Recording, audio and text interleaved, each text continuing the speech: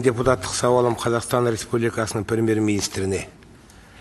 Менің айтпағым сол Жамал апайды қартайтқан Алтайдың әні. Менде қартаятын түрім бар. Ал тақырып Тимур Құлыбаев және спорт.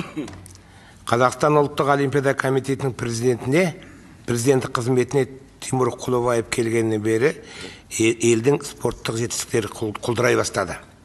Мысалы, соңғы Токиодағы жазғы олимпиада ойындарында біздің спортшылар бірде-бір алтын немесе күміс медаль алған жоқ. Тек 8 медальмен қайтты. Ал медальдық есепте біздің еліміз 83-ші орынға бірақ түсті. 1994 жылдан 2014 жылға дейінгі жазғы олимпиада ойындарында қазақстандық спортшылар тұрақты түрде 4-5 орын алып келген еді. 18 жылы біз 9 орынға, ал 23 жылы 11 орынға түстік. Шамамен Парижде де осының кебін киюіміз әбден мүмкін. Бұл біздің құрамамыз дербес ел ретінде Қазақстан атынан қатысқан 8-ші олимпиада ойындары болмақ. Осы тәуелсіздік жылдарында біздің спортшылар 11 спорт түрінен 14 алтын, 22 күміс және 35 қола медаль жеңіп алған еді.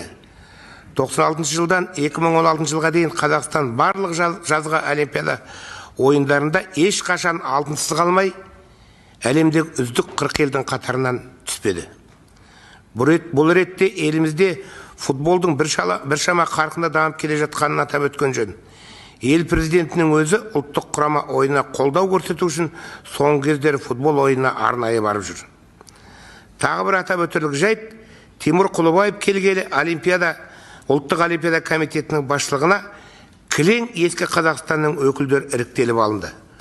Оның ішінде бір-біріне айнымас құда-жек жаттар мен миллиардер күйеудің олигарх достары өріп жүр. Сонымен қатар комитетке мүше болып сайлануға 70 жастық шектеу белгіленген.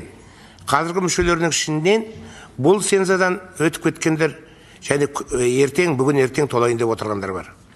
Ұлттық олимпиада комитеті басқарушы органның осындай шал-шауқандар құрамымен қандай жеңіске жетуге болады?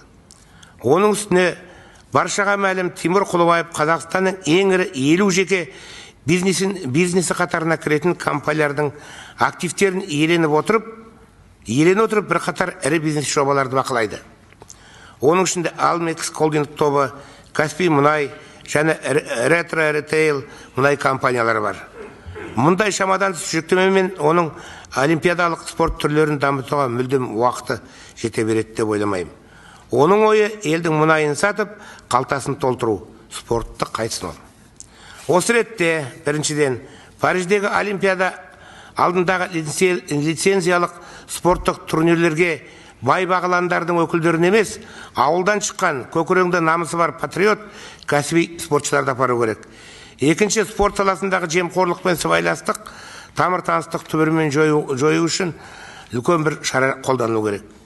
Үшінші, ұлттық олимпиада комитетінің басшылық құрамына ревизия жасап, оларды тек жас және жаңа Қазақстан өкілдерімен жасақтау керек.